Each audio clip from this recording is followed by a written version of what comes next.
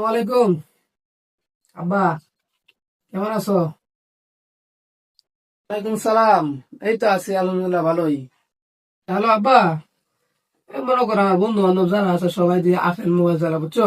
সবাই apple mobile চালাতেছে, আমার একটা আইফেল মোবাইল লাগবে, আইফোন লাগবে। বুঝছো, আমার একটা আইফোন পাঠাবে খুব তাড়াতাড়ি তুমি। খুব তাড়াতাড়ি 1-1.5 মাসের মধ্যে আমার একটা আপেল মোবাইল পাঠাইবা। ঠিক আছে, তাহলে এই যে আপেল মনে করো আমি কয়েকদিনের ভিতরে ভাড়াইতেছি।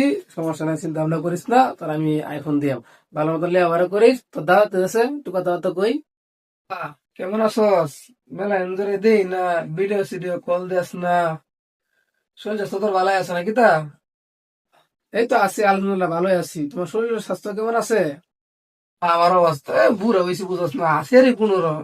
শুনলাম যে নাতি রে বলে কে আর বলে আপেল মোবাইল দিবে।